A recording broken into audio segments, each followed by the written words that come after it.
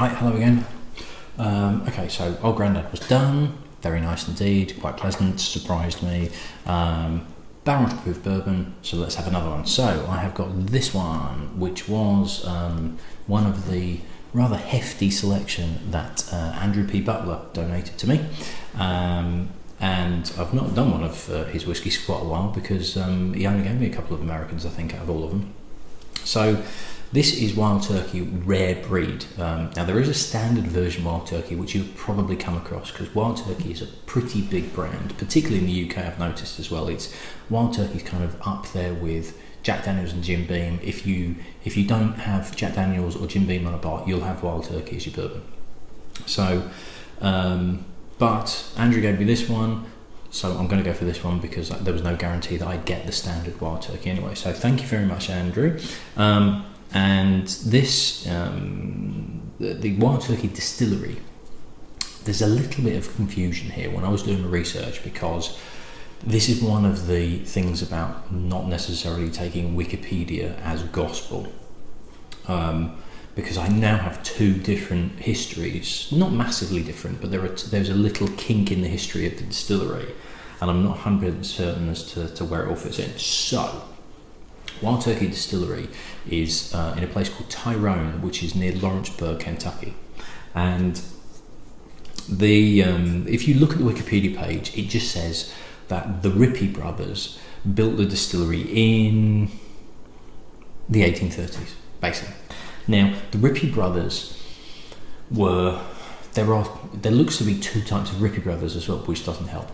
There are James and John Rippey, who emigrated from Ireland to America in the early 1800s and basically settled in Kentucky. James had two sons, James Jr. and because these notes get really messy, James Jr. and Thomas. Now, it sounds like James Jr. and Thomas were the two that set up the distillery in Tyrone. And it was called the Rippey Brothers Distillery. Now, if you read Wikipedia, we'll get there in the end. If you read Wikipedia, it basically says that they set up the distillery in 1869. They were bought out in 1952 by the Gould brothers. They weren't distilling during Prohibition. The Gould brothers were bought out by Pernod Ricard in 1980, and then Campari bought it in 2009, and Campari own it at the moment. But there is a company called Austin Nichols & Co., who was a grocer in Kentucky. And one of the executives of this company in 1972 1940, went on a hunting trip. And the name Wild Turkey was born as a brand name. Now, Austin Nichols were a company that bought stock and then bottled it. So they bought it from other distilleries.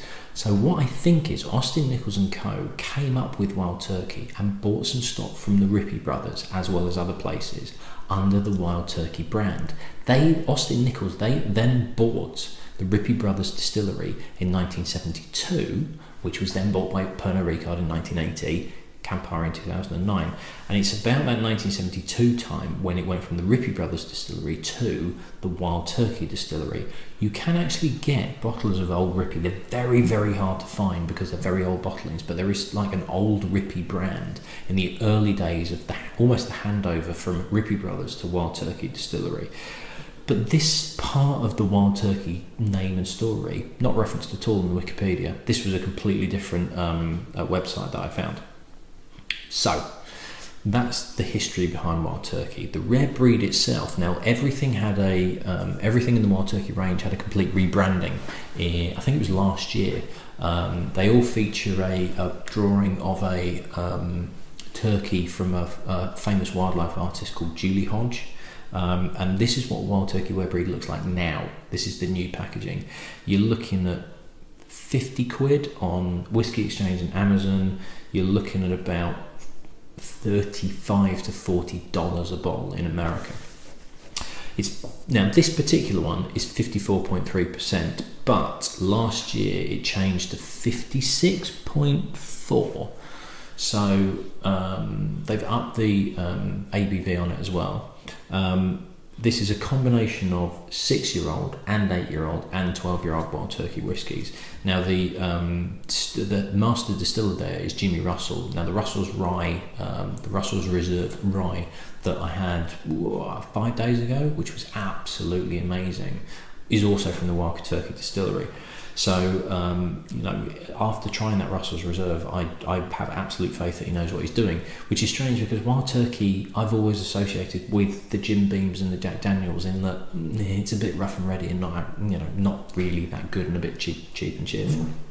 So, it's 73% corn, 13% rye, 12% barley in the Wild Turkey stocks. If you want to, I've only just come across it, and I wish I'd have found out months ago. There's a website called Bourboner, and it's bourbonar.com. One of my viewers, whose name completely escapes me, Richard Baston, possibly, whoever it was, I'm really sorry. I think it was you. Recommended looking at the website because it actually breaks down all the bourbon distilleries and gives you their mash bills, which would have been fantastic to know about 4 weeks ago when I started this run of American. And that's where they've got loads of information there. It's an absolutely brilliant website. So Bourboner, go and check it out. And yeah, so that's the split, and that seems to be all of Wild Turkey's bourbons are made with this particular mash bill. And then it's a combination of the cuts that they take from the distiller, and also where they're maturing it in which warehouses is what makes the difference between each release that they have. Because there's a Wild Turkey 101 proof which disappeared, there's a 101 rye, there's a couple of different ranges as well, and it's essentially the same core recipe, and then depending on what cut they take, the width of the cut that they take from the distiller, where it's stored, how long it's stored for, all of this lot gives them their different versions. So again, barrel proof 54.3. Now, the old Grandad that I've just had was 57, so this is less ABV, and yet this is a lot spiritier. Is that even a word? Don't think it is. But this is... that went the wrong way. This is a bit sharper and a bit more potent. It's not as... there's a little bit of that old Grandad left, and what I'm going to do is I'm going to do a direct comparison of nose.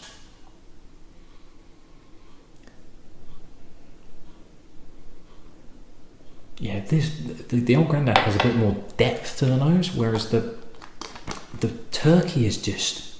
it's slightly sharper. It's a bit more like in your nose. When I used to work at the whiskey shop in Metro Centre in Gateshead, just outside Newcastle, don't associate with Newcastle, it's the other side of the river, but we used to call it torgy. What, you got any wild torgy? So that's an awful Geordie accent, I do apologise, it's been a long time since I've been there, but I've always known it as torgy. But this is sharper, it's a bit more intense on your nose, and it's not quite as rich. Yeah, it's almost a bit more acidic, like a bit more lemony. There's like a lemon acidity to it.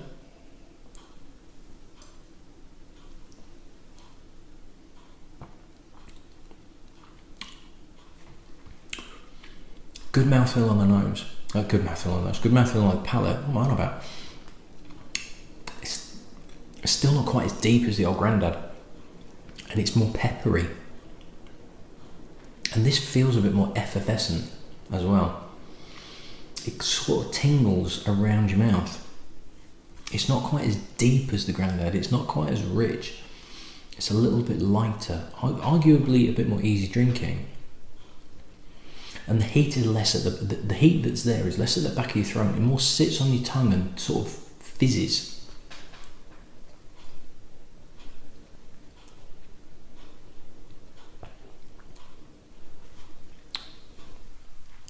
Yeah, it's definitely, it's not quite as fudgy and not quite as caramelised.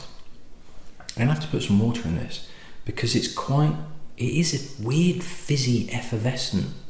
It's a lighter whiskey, not massively so, but it feels lighter, but it doesn't hit you at the back of your throat. It hits you on the tongue and on the side of your mouth, and it's like a pepperiness, and it sort of makes the front of your lips tingle as well. So a bit of water in there. Let's just see if we can loosen this up a little bit, because it's just it's just a little unbalanced. It needs a bit more depth. It needs a bit more rounded character to it.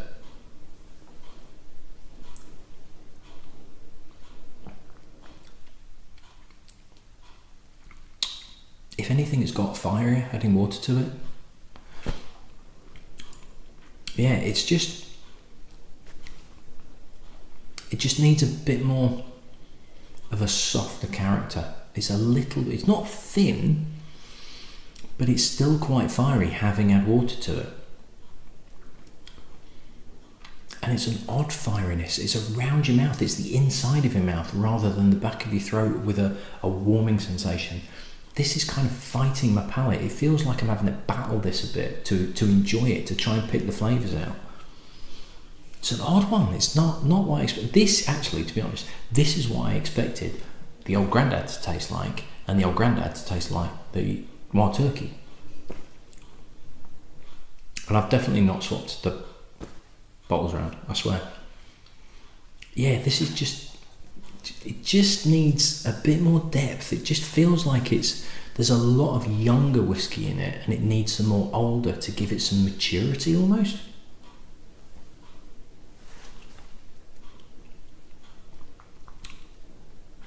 Yeah, it's a little bit spirity, it's a little bit peppery, it's a little bit unbalanced. It's not awful, it's not bad, but considering the old grandad, and the only reason I'm comparing this is because I'm literally done one after the other, so it's quite easy for me to compare to it. But for $25-30, $5 to $10 less than this, I'd have that in a heartbeat, any day of the week. This is good, and this is for people. If you like your hotter bourbons, you're probably going to love this. This is just the wrong side of fiery for me, whereas the old grandad was the right side of fiery. Not what I expected on both of them, to be perfectly honest. One was better than I thought, and one was not as good as I thought. Unfortunately, it's this one. Interesting, not what I expected at all. But hey, that's all the fun of it anyway. Right, that's me done. It's Friday night, it's late. I'm going to have a quick drink of water, and then I'm going to go to bed.